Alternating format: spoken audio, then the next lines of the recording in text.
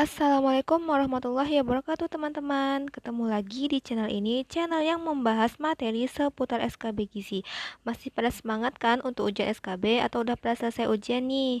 Nah, di video kali ini aku akan coba bahas materi mengenai penyelenggaraan makanan bagian 2. Oh ya, mungkin nanti akan ada video penyelenggaraan makanan bagian 3 karena materi ini sangat banyak. Jadi aku harap teman-teman tidak bosan menunggu update materi dari aku. Oke, langsung saja kita bahas materinya. Yang pertama, kita akan membahas tentang standar penyelenggaraan makanan. Standar penyelenggaraan makanan biasanya tertuang dalam SOP dan SSOP. Di dalam standar penyelenggaraan makanan, kita akan menemukan standar porsi. Nah, standar porsi itu apa? Standar porsi adalah rincian, macam, dan jumlah bahan makanan dalam berseret bersih atau mentah untuk setiap jenis hidangan sesuai kebutuhan individu atau konsumen. Standar porsi memuat jumlah dan komposisi bahan makanan yang dibutuhkan individu untuk setiap kali makan sesuai dengan siklus menu dan standar kebutuhan serta kecukupan gizi individu. Standar porsi digunakan pada unit perencanaan menu, pembelian, pengolahan, dan distribusi. Nah, oke lah, selanjutnya kita masuk ke standar resep. Standar resep adalah resep yang sudah dimodifikasi dan dibakukan untuk menciptakan kualitas atau mutu dan porsi makanan yang relatif sama cita rasa untuk setiap hidangan. Format standar resep harus memuat yang pertama, nama masakan, jumlah porsi yang dihasilkan, nilai gizi, komposisi bahan dan jumlahnya, peralatan yang diperlukan, cara membuat atau prosedur pemasakan, waktu pengolahan yang dibutuhkan, suhu pengolahan, cara menyajikan, dan taksiran harga dalam porsi. Nah, selanjutnya yang harus kita tahu adalah standar kualitas bahan makanan.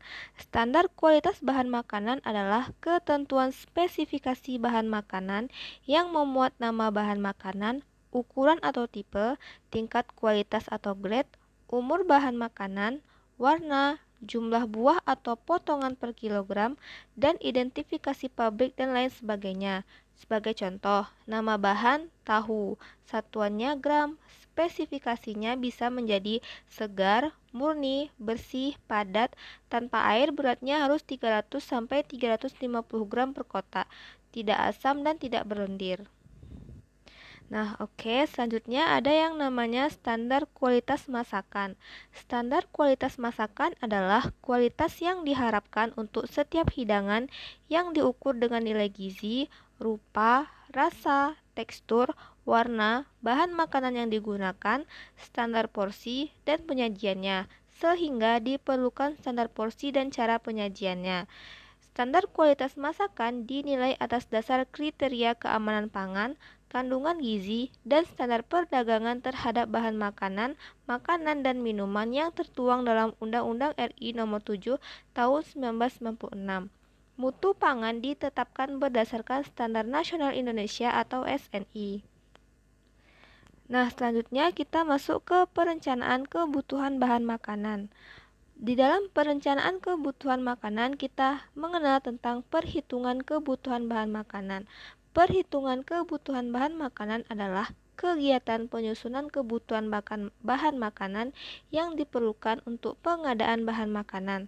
Tujuannya agar tercapainya usulan anggaran dan kebutuhan bahan makanan untuk konsumen dalam satu anggaran.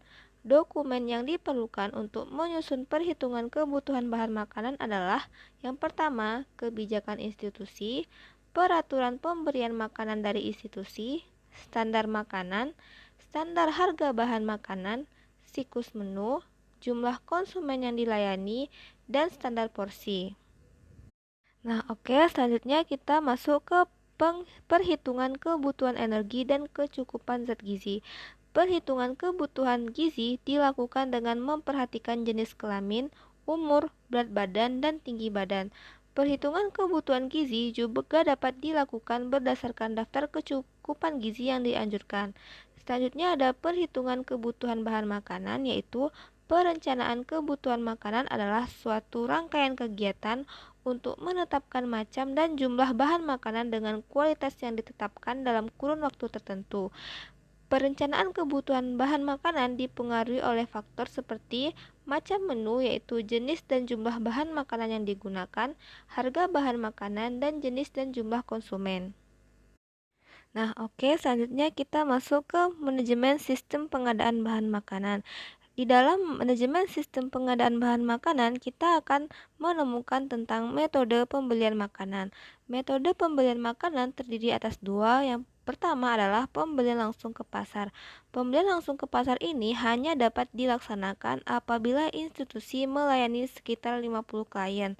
Prosedurnya sederhana, tidak kompleks, tetapi perlu sikap positif, jujur, dan terbuka. Kurang atau belum memenuhi ketentuan administrasi yang tepat, bon pesanan, penerimaan, dan pencatatan sering tidak ada. Yang kedua ada metode pembelian dengan pelelangan. Metode pembelian dengan pelelangan merupakan cara pembelian yang resmi dan mengikuti prosedur pembelian yang telah dijabarkan sesuai dengan peraturan. Metode pembelian ini mempersyaratkan prosedur dan administrasi yang baik sesuai peraturan yang berlaku. Nah, selanjutnya ada tentang metode penerimaan bahan makanan, juga terdiri dari dua. Yang pertama, penerimaan bahan makanan secara buta. Di dalam penerimaan bahan makanan secara buta ini, petugas penerima langsung menerima bahan makanan dengan cara menimbang, menghitung jumlahnya, dan mencatatnya pada buku serta kemudian melaporkannya ke bagian pembelian atau pemesanan. Di dalam penerimaan bahan makanan secara buta, tidak ada pemeriksaan terhadap kualitas bahan makanan karena petugas penerima tidak menerima faktur pembelian dan tidak ada standar spesifikasi bahan makanan yang disepakati bersama dengan pihak pengirim. Sedangkan pada penerimaan bahan makanan secara konvensional, petugas penerimaan menerima faktur pembelian standar spesifikasi bahan makanan sehingga dapat dilakukan pengecekan kesesuaian antara pemesanan dan pengiriman barang. Petugas penerima berhak mengembalikannya untuk mendapatkan pengganti dari rekanan atau pengirim. Nah, selanjutnya ada tentang metode penyaluran bahan makanan. Di dalam metode penyaluran bahan makanan terdiri dari dua. Yang pertama, metode penyaluran langsung, yaitu bahan makanan yang diterima dari supplier langsung dibawa ke bagian produksi untuk diolah sesuai waktu pengolahan. Sedangkan dalam metode penyaluran tidak langsung, bahan makanan yang diterima dari supplier tidak langsung dikirim ke bagian produksi, tetapi dikirim ke bagian penyimpanan untuk disimpan karena tidak langsung digunakan. Pada bagian ini diperlukan formulir permintaan bahan makanan dari unit pengolahan, formulir penerimaan bahan makanan dari rekanan, formulir pengolahan barang dari gudang, formulir penyerahan bahan makanan dari bagian penerimaan, dan pelaporan penerimaan, serta penyaluran bahan makanan dari bagian penerimaan dari gudang.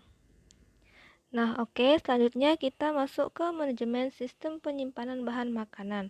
Faktor-faktor yang mempengaruhi penyimpanan beberapa di antaranya adalah yang pertama, tingkat kesegaran bahan makanan.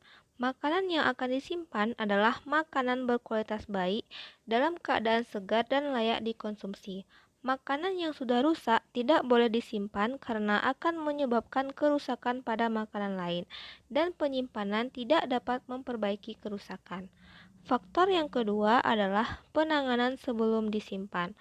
Penanganan sebelum penyimpanan meliputi pembersihan, penyiangan, pengemasan, dan perlakuan pendahuluan lain jika diperlukan, seperti blanching atau perendaman dengan larutan gula dan garam.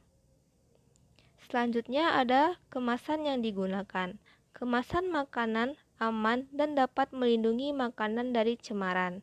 Faktor selanjutnya adalah keadaan tempat penyimpanan berupa suhu dan kelembapan.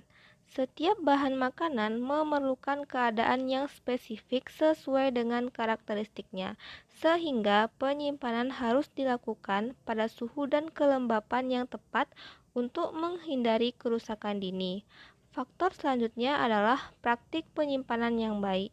Praktik penyimpanan yang baik meliputi pemilihan lokasi, peralatan prosedur operasional, dan pelatihan tenaga penyimpanan. Nah, oke teman-teman, demikian sedikit materi penyelenggaraan makanan bagian 2. Sampai ketemu di video selanjutnya. Tetap semangat, sampai jumpa, dadah!